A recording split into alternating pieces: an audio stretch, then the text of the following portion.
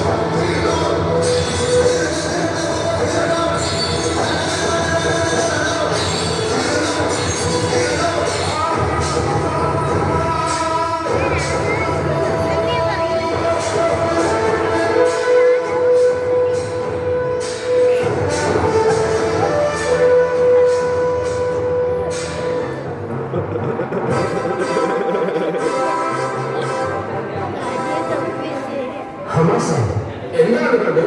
യുദ്ധമുഖത്തൊന്നും എന്തൊക്കെയാണ് വാർത്തകൾ? അമോര്യരും സിറിയൻ സേനയും നമ്മുടെ സൈന്യത്തിന്റെ ഇരുവശങ്ങളിലുമായി നിലയുറപ്പിച്ചിരിക്കുകയാണ് കണ്ടു. ശക്തനും തന്ത്രശാലിയുമായ സൈന്യാധിപൻ യോവാബുള്ളപ്പോൾ അവർ എന്തിനു ഭയപ്പെടുന്നു?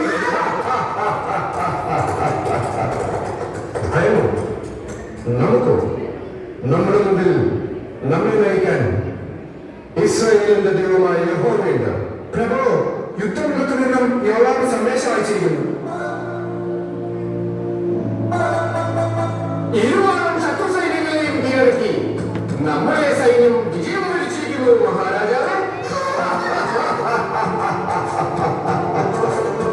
സർവശക്തനായ ദൈവം നമ്മോടൊത്തുള്ളപ്പോൾ ഇസ്രായേലിലെ നിനക്ക് പരാജയമില്ല. ഈ വിജയം നമ്മുടെ നാടിൽ നിന്നും ആഘോഷിക്കട്ടെ.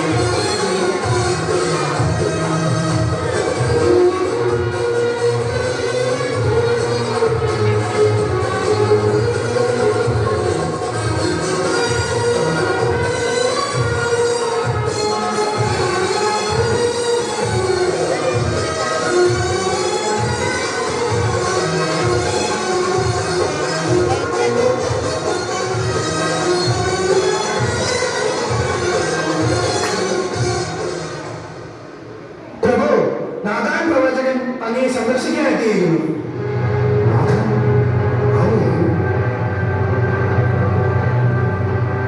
യഹോവയുടെ പ്രവാചകന് നമ്മോടാണ്. യഹോവ വാഴ്ത്തപ്പെടട്ടെ. ആഘോഷങ്ങളുടെ തിരക്കിലായിരിക്കും അല്ലേ റബ്ബയിലെ വിജയത്തിന് ഒരു വിരുന്ന്?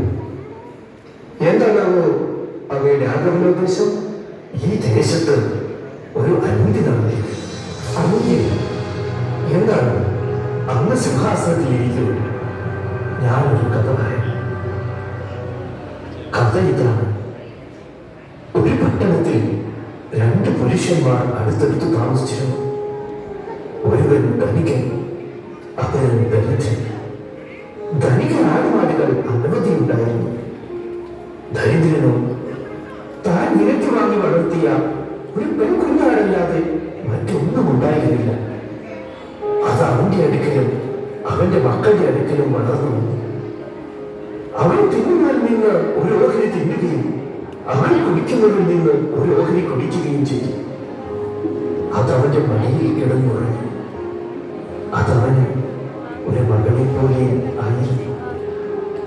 അങ്ങനെയിരിക്കെ ആ ധനികന്റെ വീട്ടിൽ ഒരു അതിഥി വന്നെത്തി. അതിഥിക്ക് വേണ്ടി തന്റെ ആളുകളിൽ ഒന്നിനെ പോലും എടുക്കാൻ ധനികൻ ആ ദരിദ്രന്റെ കുഞ്ഞവനെ പിടിച്ചുകൊണ്ട് അതിഥിക്ക് വേണ്ടി വീഴ്വെച്ചു.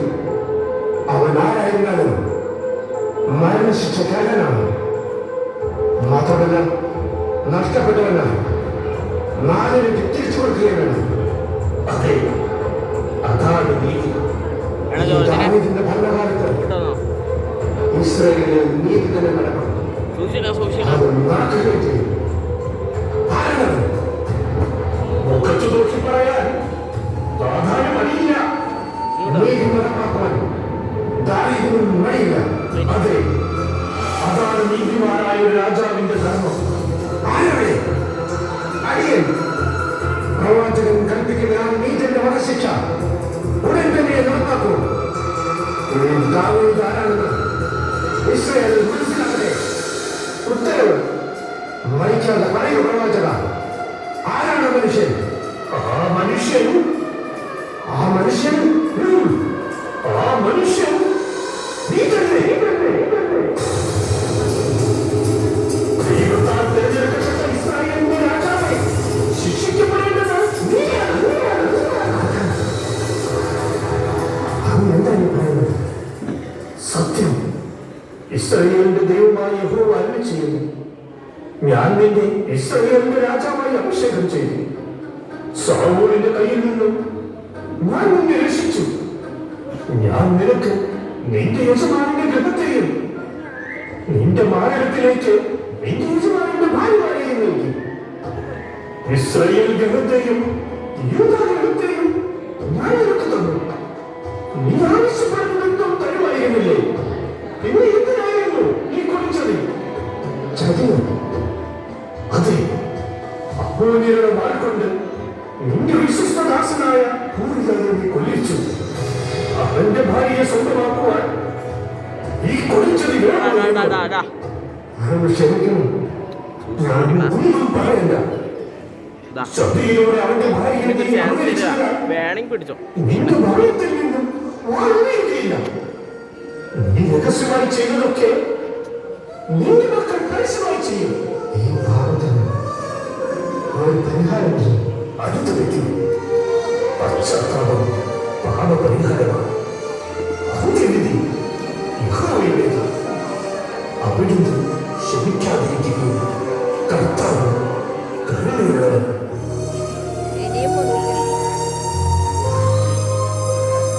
എന്റെ ദൈവം ഒരു മകനെ ചിലകലായിരുന്നു എങ്ങനെ പൊന്മയ്ക്കുന്നു കൊട്ടാരത്തിലേക്ക് വന്നു.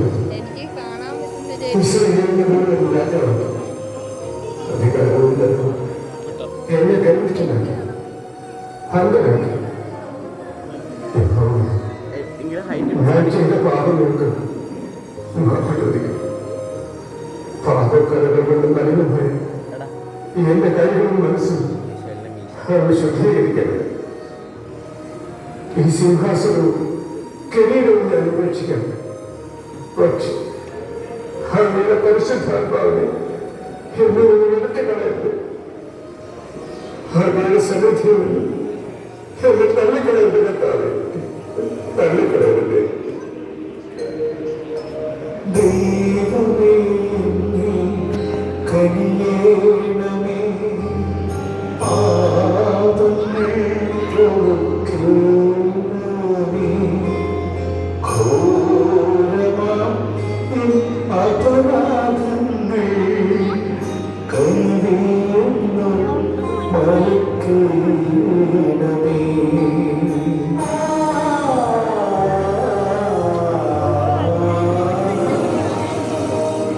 അധികാരത്തിന്റെ ഔന്നത്യങ്ങളായിരുന്നിട്ടും ദാവീദിന് അനുദപിക്കാൻ മറ്റൊന്നും ആലോചിക്കേണ്ടി വന്നില്ല. പക്ഷെ ഇന്ന് സ്വന്തം തെറ്റുകളുടെ ആളുകൾ പോലും ചിന്തിക്കാതെ പാപത്തിന്റെ കൈകളിൽ നീങ്ങുന്ന മനുഷ്യ അനുദപിച്ചു. പശ്ചാത്തപിക്കുന്ന പാപിയെ ദൈവം കൈവിടുകയില്ല.